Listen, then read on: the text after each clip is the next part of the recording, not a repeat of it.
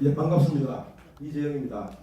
제가 여기서 마이크를 잡는다는 게 참 쑥스럽습니다. 왜냐하면 우리 한동 교수님 학계에서 쳐다볼 수 없는 대선배님이시고, 그다음에 조규판 회장님 또 인생의 선배님이시고 해서 제가 앞에서 두 분께서는 아양을 뜬다 이렇게 생각하시고 봐주시면 고맙겠습니다. 자, 여러분 그 차를 타다 보면은 우리 엘리베이터를 타잖아요. 이 아파트에서 그죠? 타면은 역시 친절합니다. 아이고 안녕하십니까? 아파트 일들은 안녕히 가세요 이렇게 합니다. 그런데 차를 몰다가 옆에 차가 딱 지나가면 하고 가지고 그죠? 지금 살놈 저 새끼가 차를 몰고 나와서 막 합니다. 그 차이가 뭐겠어요? 왜 가겠습니까? 왜 가겠어요? 엘리베이터를 타면 그래 친절합니다. 그죠? 아이고 몇 호 사세요? 안녕히 가세요 하고 차 몰고 앞에 탁 나오면 막 개새끼 소새끼 하는 말이 막 나옵니다. 그죠? 그게 바로 접촉성입니다. 다시 말해서 사람이 옆에 붙어 있으면 굉장히 조심을 합니다. 그러나 하나의 칸막이를 딱 쳐지잖아요. 쳐지면은 거기서부터 내가 욕을 해도 못 오거든. 내가 지나간 놈 보고 안에서 야 해도 음악을 아직 못 오잖아요. 막아주잖아 차가. 그렇게 막 욕을 하는 거예요. 예. 그래서 앞으로 칸막이가 없더라도 있더라도 좀 친근한 시민이 됩시다. 자, 우리 조규판 회장님 그 강의 잘 들었습니다. 들었고 약간 이제 생각에 따라서 차이가 있을 건데 저도 한번 시작을 해보겠습니다.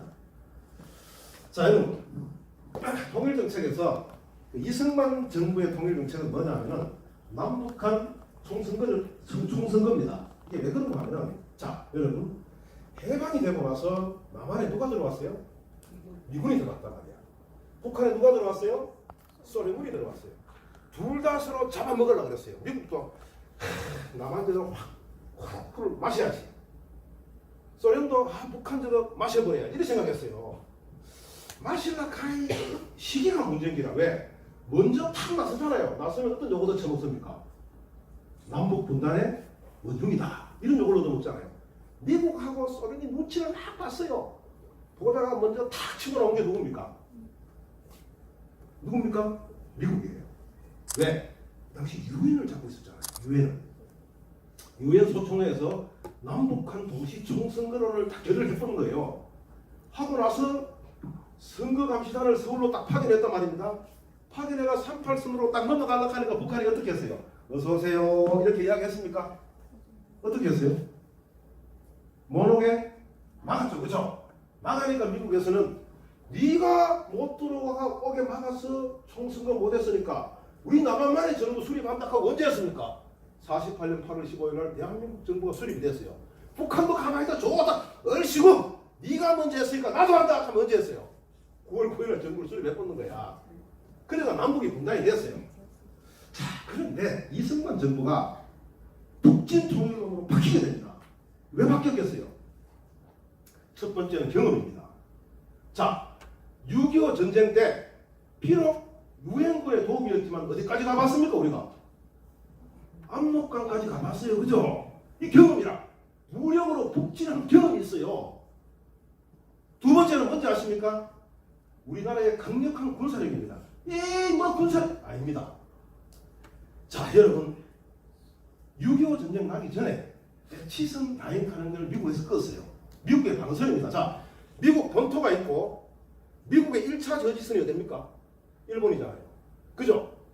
미국의 2차 저지선이 어딥니까? 아시아예요. 아시아에서 방어선을 끄면서 누굴 빼버렸어요? 한국을 빼버리고 필리핀과 대만을 연결해버렸어요. 그래 미국이 어떻게 생각했는가? 한국 전화 아무도 안 해야지. 막 넘어가서 그만해. 이렇게 생각했어요. 불사. 그런데 딱 전이 오니까 야 한국 위에 북한이 소련, 중국. 이야 조짓다 이거. 한국 무너지면 일본 무너지고 본토까지 오겠구나. 이런 생각을 한 거예요. 이야 전쟁 끝나고 나서 미국이 정말 한국적으로 중요하다. 정말 중요하다. 지켜야 된다. 그리고 뭘 맺었어요? 한미 상호방위조약을 딱 체결했잖아요. 자, 그 체결하고 나서 한국적으로 뺏기면 안 된다고 군사적 원조를 엄청나게 했어요. 미국에서. 알겠습니까? 엄청나게 했어요. 이승만도 6.25 전쟁 때 그야말로 핏똥 샀잖아요. 어디까지 밀렸어요? 경상도까지 밀렸잖아요. 군사력 증강에 돈을 막 쏟아부었어 이승만도. 그래서 한국전쟁 끝나고요 1960년대까지 우리나라의 군사력이 북한을 앞질렀어요. 그래서 나온 게 뭡니까? 북전통일이에요. 압록강까지 가봤겠다. 군사력 강하겠다. 에이 쌤이 막 쳐들어가 통일해도 되겠다. 바뀌는 거예요. 북전통일로. 그게 바로 바뀐 이유입니다. 이 장면 정부 때는 통일 정책하는 게 없었어요. 왜 없었는가 하면 장면 정부가 지가 잘해갖고 뭐 정권 잡았습니까? 아니잖아요. 누구 때문에 잡았습니까? 누구 때문에? 옆으로의 혁명, 시민과 학생들 때문에 정권을 잡은 거예요. 딱 잡고 나니까 시민과 학생들이 이거 해라 저거 해라 이거 내놔라 저거 내놔라 할 때 막 거기에 정신이 없는 거예요. 두 번째는 뭐냐면은 한국전쟁 끝난 지 7년밖에 안 됐는데 통일하자 하면 국민들이 좋아하겠습니까? 좋아 안 한단 말이에요. 그래서 장면 정부 때는 통일 정책이 한마디로 없었다. 뭐였나? 통일부도 없었어요. 외교부에 통일과학회가 14명 근무했어요. 그래서 장면 정부 때는 통일 정책이 없었다. 이렇게 볼 수가 있습니다. 박정희 정부로 넘어가 봐요. 박정희 정부 때 통일 정책이 선건설 후 통일입니다. 자, 여러분 건설이 뭡니까? 건설. 경제 성장이잖아요. 이 경제 성장을 하려고 하면 여러분 가정에서 사업하려고 하면 뭐가 있어야 돼요?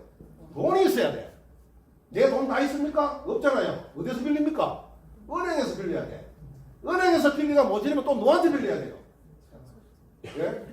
내 삼촌한테 빌려야지. 돈을 빌려야 돼. 경제 성장하려고 돈을 빌리려고 하면 아무도 안 빌려주는 기라. 왜? 남북 관계가 이태로운데 한국에 돈 딱 빌려줬다가 전쟁 뻥 터지면 돈으로 들어갑니까? 못 들어가요. 한국으로 소속보잖아요. 남북 관계가 위태로운데 뭐 무역선 이런 거 띄울 수 있겠어요? 안 날아가는 기야. 박정희가 아무리 선건설 하려고 해도 이 돈 빌려주는 놈이 없는데 돈 빌려주는 놈이 무역도 안 날아가는 거야. 아이고 이래가면 조짓도 안 되겠다 싶어갖고 박정희가 방향을 딱 틀죠. 어디로? 성평화 후 통일로 딱 틉니다. 일단 남북관계가 안정돼야 외국으로부터 돈도 빌리고 투자도 받고 발전도 하는데 그래가 딱 바꿔가지고 여러분들 알다시피 박정희 시대 때요 남북관계가 굉장히 안정돼 있었어요. 이 건설이라는 측면 때문에 네, 그렇게 박정희 시대 때 통일정책은 이제 할 수 있어요. 전두환 정부 때 가면은 이 양반이 한 건 하나도 없어. 딱 한 가지가 있어. 뭐냐면 야 미래 개정헌법에 통일을 넣었어요. 통일을. 두 번째는 뭐냐면 통일에 도식이 나왔어요. 도식. 민족화합, 통일헌법, 총선거, 통일공화국. 딱 지도가 딱 나와버렸어. 근데 뭐 할 것인지가 없어. 지도만 만들어 놨어 그냥. 나는 근데 중요한 거는 통일이라는 개념이 헌법에 들어갔어요. 이게 가장 큰 업적이죠.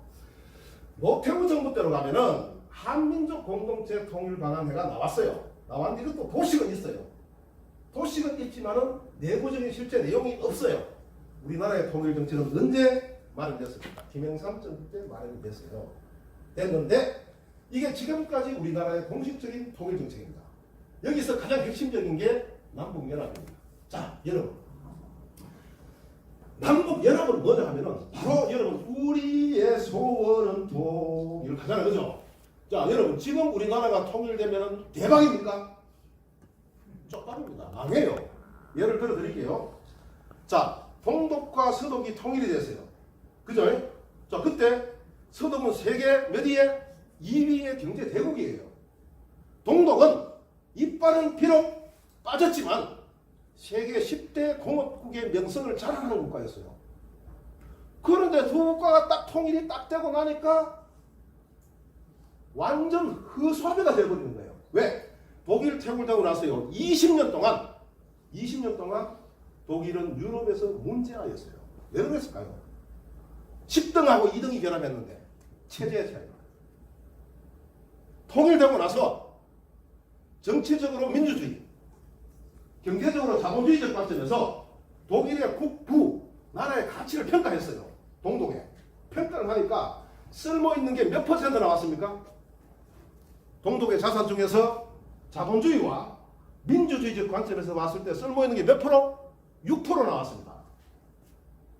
자, 우리나라 경제는 몇 위권입니까? 10위권. 북한 몇 위권입니까? 195개 국가 중에 190위권. 두 개가 합치면 쫄딱 망합니다. 왜? 우리나라의 재정 2분의 1이 어디로 가야 됩니까? 북한으로 가야 됩니다. 복지 2분의 1이 어디로 가야 됩니까? 북한으로 가야 돼요. 그래서 우리 정부에서 만든 게 뭡니까? 남북연합입니다. 바로 통일로 가면 조진다. 하면 안 된다. 남북연합을 만들어서 남북한 간의 경제적 격차 줄이고 사회 문화적 격차 줄여서 지금쯤 통일해도 되겠다 하는 적절한 시점에서 합친다는 게 우리나라의 통일 정책입니다.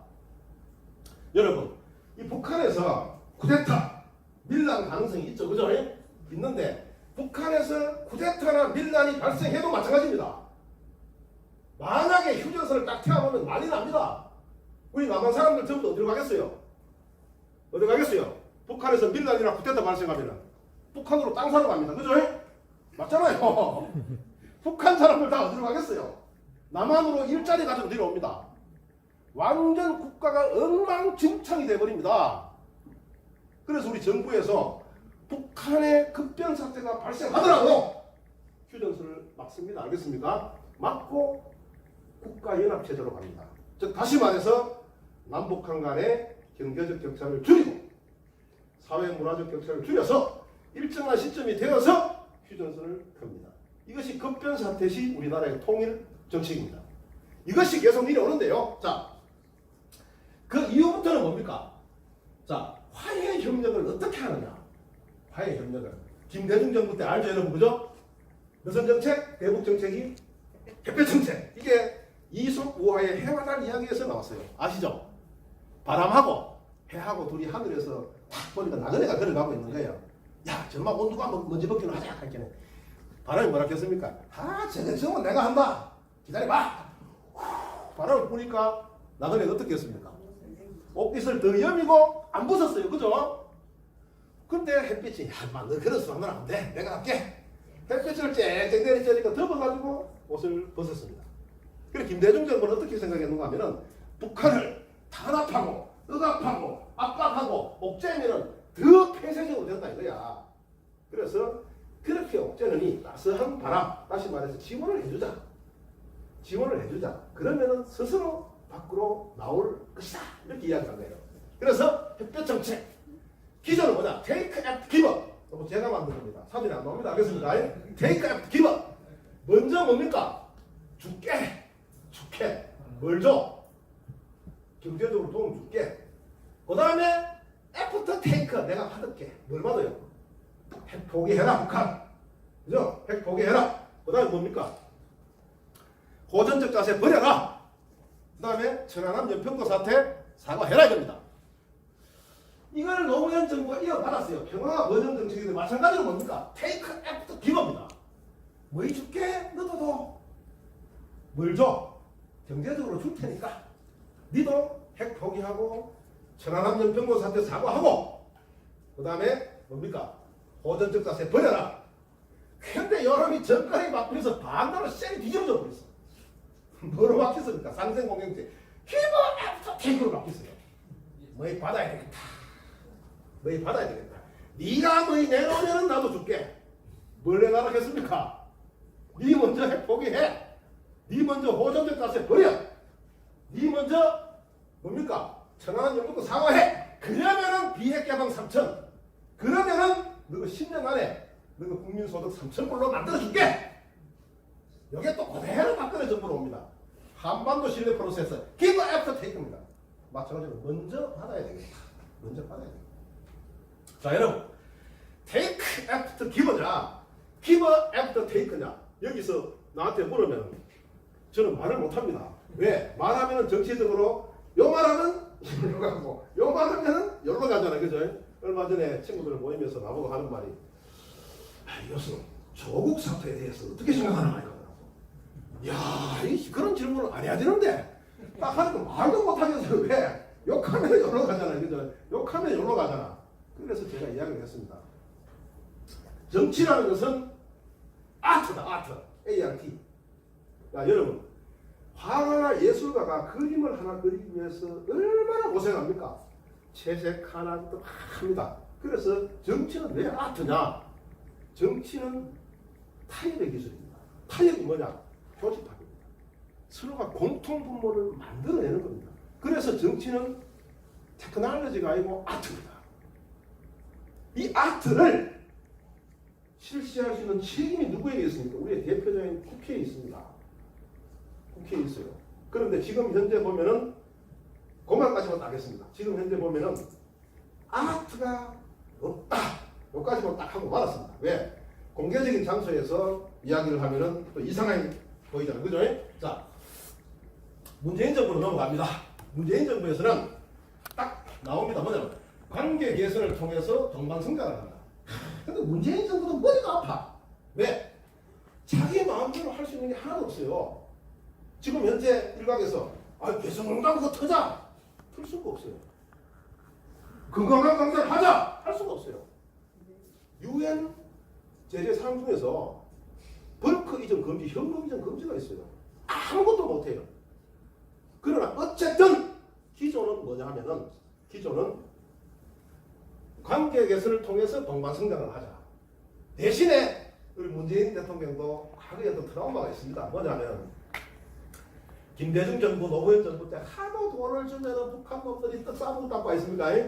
떡이 뭡니까? 무기정전, 떡 싸먹었다고 말이 많기 때문에 우리 문재인 정부에서 기존은 되도록 가능하면은 현금 지원보다는 뭡니까? 기간산업 지원입니다. 도로를 닦아주겠다, 공장을 지어주겠다, 철도를 놔주겠다. 이런 식으로 이제 나가고 있습니다. 자, 북한의 통일 정책을 보겠습니다. 북한에서 40년대와 50년대는 민주기지론입니다. 저는 밖에 나가면 발 묻습니다. 이것은 북한이 독재국가인데 왜 민주기지론이냐? 근데 보니까 북한에 국호는 민주가 있어요. 조선민주주의 인민공화국입니다. 그리고 이걸 하락하면 마르크스, 레닌 이런 거까지 들어가야 돼요. 왜? 대중의 혁명에서 대중의 전이 뜨고 나오는데 쉽게 설명해서 그겁니다. 자, 북한에서 인민이 있잖아요. 그죠? 인민의 대표자는 누굽니까? 인민의 대표자. 마르크스, 레닌 등까지 안 들어가고 쉽게 이야기합니다. 인민의 대표자는 누구예요? 공산당이잖아요. 그죠? 누가 통치를 해요? 북한은? 공산당이 통치를 하잖아요. 자, 인민의 대표자는 공산당. 공산당이 통치를 하니까 인민이 통치를 하는 거잖아요. 맞습니까? 맞습니까? 그래서 이 사회주의 국가에서 사회주의 국가는 대부분 국회에 데모크라틱, 민주주의 하는 말이 들어갑니다. 자, 여기서 북한이 민주기지로 가는 게 뭐냐면, 자, 민주 하는 것은 북한의 이데올로기입니다. 민주주의 국가라는 뜻입니다. 기지하는 말은 본부잖아요. 여러분, 본부는 왜 있습니까? 지부를 만들기 위해서 있는 거잖아요. 확산시키기 위해서. 그죠? 그래서 민주기지론 하면은 북한을 중심으로 사회주의권을 확대시키겠다. 그 대상은 누굽니까? 남한이다. 그래서 통상적으로 민주기지론은 무력 통일이다. 이렇게 통상적으로 결론을 내립니다. 60년대와 70년대 가면 또 바뀌어요. 어떻게 바뀌는가 하면은, 북한이 대담해집니다. 뭘 주장했어요? 총선거 하자고 합니다. 이 총선거가 원래 누구 거였어요? 우리 거라, 우리 거, 그죠? 우리 건데 북한이 갑자기 60년대 딱 들어가니까, 우리 남북 간 총선거 하자 이렇게 합니다. 총선거 하자. 어떻게 생각하십니까? 총선거 하자. 왜 그런가 하면요, 1960년대가 되면요, 북한의 군사력이 급폭풍 성장합니다. 4대 군사 노선부터 해가지고 북한의 군사력이 60년대 초반까지 밀렸죠. 밀려가지고 북한의 군사력이 막 올라갑니다. 그리고 경제 성장이 가장 강력하게 되던 시기예요. 더 중요한 것은 무엇입니까? 국제적으로 공산주의 혁명이 성공하던 시기예요. 자, 여러분, 60년대와 70년대요, 이 공산주의 이념이, 사회주의 이념이 전 세계를 휩쓸고 공산주의 국가가 증가하는 시기예요. 그리고 북한이 군사력 강하겠다. 그죠? 군사력 강하겠다. 경제적으로 성장했겠다. 북한 생각은 뭐냐 하면, 총선 가면 분명히 자신 있다 이거야. 왜?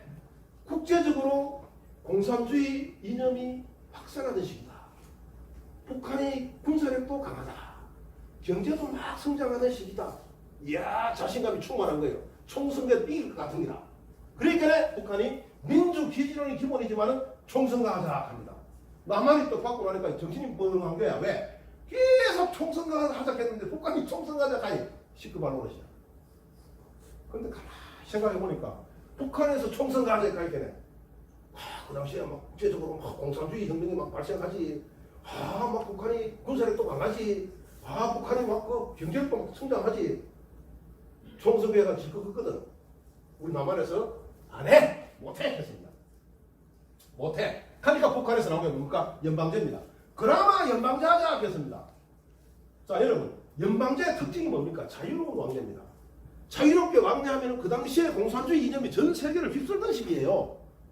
우리가 당하겠다 싶은 게야. 그래서 우리가 그것도 안 해! 했습니다. 예? 그래서 어쨌든 이 60년대와 70년대는 북한이 자신감을 가지던 시기다. 그렇게 볼 수가 있습니다. 90년대 가면 상황이 역전됩니다. 자, 여러분. 90년대에 어떤 사건이 있었어요? 국제적으로. 소련이 셀이 망해버렸잖아요. 그죠? 소련이 셀이 망해버리고 우리나라의 군사력이 급격하게 성장합니다. 이 당시에 90년대 나가면은 80년대 말에 우리나라의 군사력이 북한을 추월합니다. 90년대 가면 2배, 3배 강해집니다. 경제력도 압도적이 되죠. 자, 소련이 망했어요. 우리나라의 군사력이 강해요. 그 다음에 경제력도 압도적이에요. 어떤 현상입니까? 북한이 자기 자신의 체제 위협을 느낀 겁니다. 야, 이때였다, 이 카드가 남한테 미치겠다. 이런 생각을 한 거예요. 그래서 나온 정책이 뭡니까?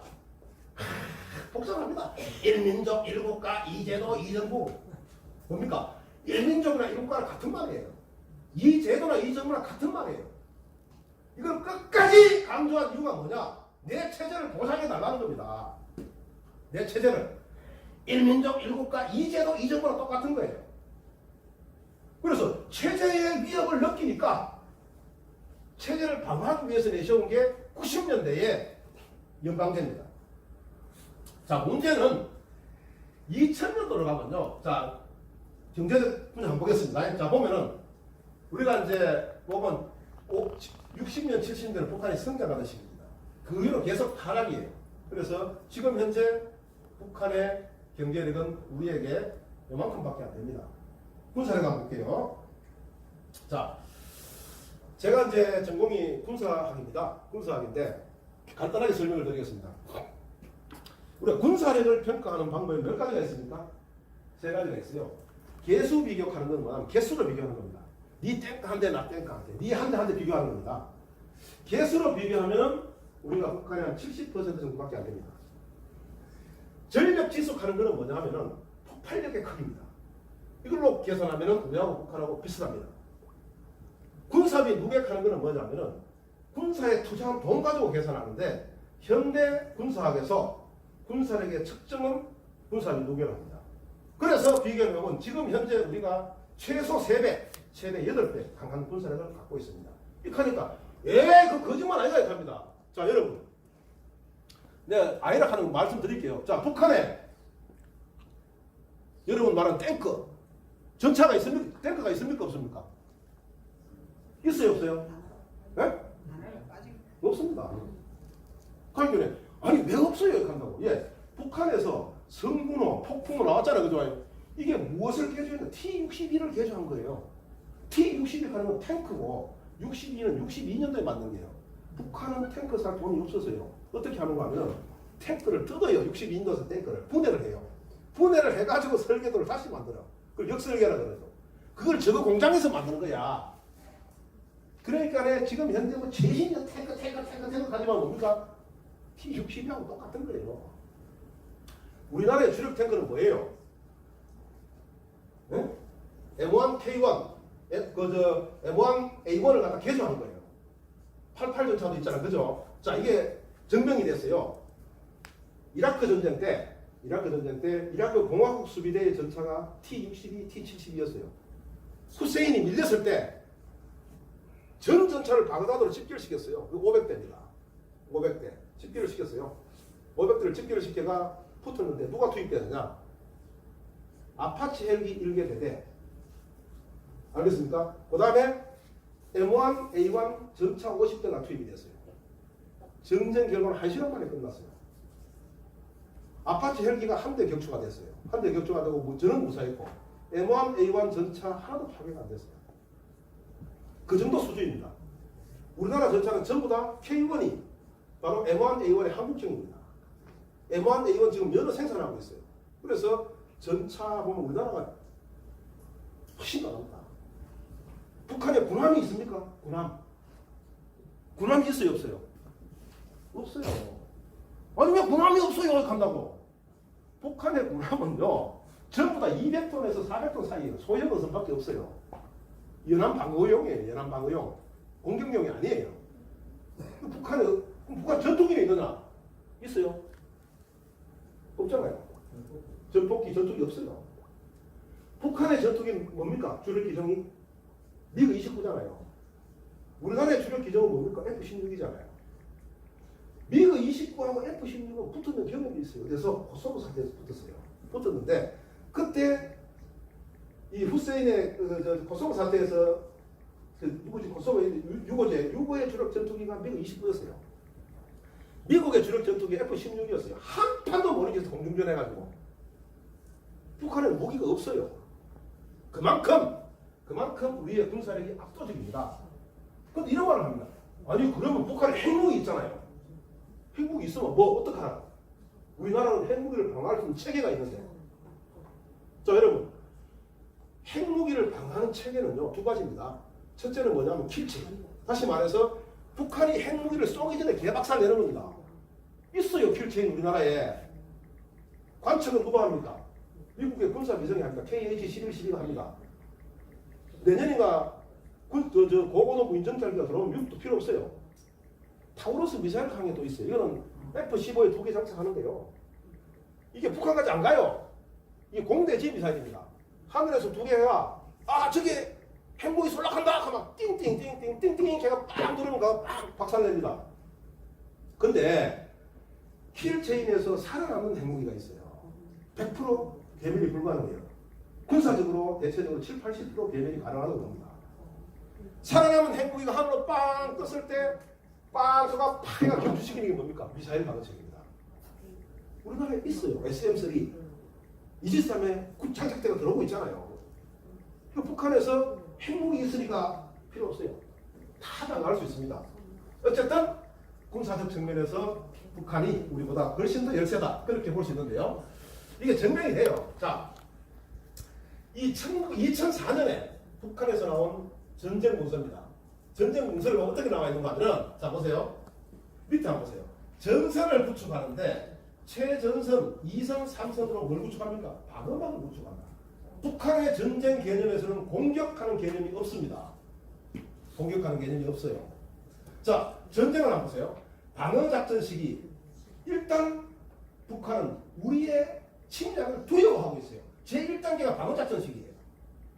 제2단계가 공격입니다. 남한이 쳐들어온다는 가정하에서 방어를 하고 다시 반격을 하고 뭘 합니까? 지구전입니다.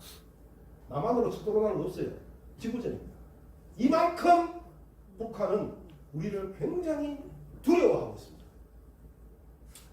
자, 2000년대 들어오면 낮은 단계 연방제 하는 게 나와요. 이 나오고 나서 말이 많았어요. 왜? 똑같아 남한하고. 과거에 고려 연방제는 혹은 연방제는 종착제입니다. 연방제로 통일하자입니다. 그런데 2000년대가 되면 연방제가 아니고 연방제는 종착제가 중간 단계가 됩니다. 다시 말해서 연방제를 통해서 통일하자 합니다. 우리는 국가연합을 통해서 통일하자 합니다. 똑같아져 버렸어요. 자 그러면은 왜 북한이 우리의 통일 정책과 똑같아졌느냐? 그것은 바로 망할까 싶어졌습니다. 지금 북한이 경제적 붕괴 위기 상태에서 우리 남한의 도움 없이는 회생이 불가능해요.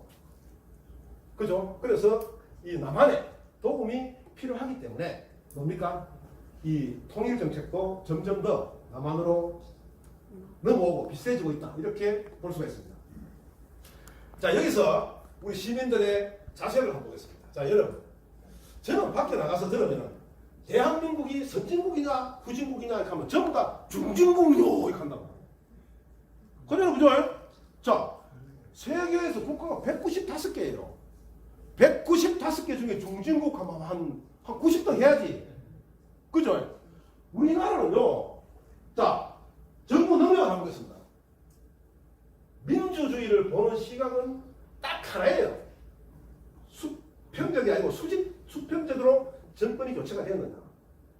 왜? 수평적으로 정권 교체가 되지 않으면 독재입니다. 우리나라는 언제 됐습니까? 98년에 수평적으로 정권이 교체됐습니다. 다른 정당으로. 일본은 민주주의 국가가 아니에요. 왜 아닌 줄 아십니까? 자, 보세요. 일본 계속 누가 정권을 잡고 있습니까? 자민당이잖아요. 자민당을 지지하는 계층이 누굽니까? 중산층 이상이에요. 그죠? 자민당이 계속 정권을 잡고 있으면 중산층 이상만 계속 덕을 보는 거예요, 이거는. 그죠? 우리나라는 그렇지 않잖아요. 과거에 이 보수당이 잡았을 때는 중산층 이상이 덕을 봤어요.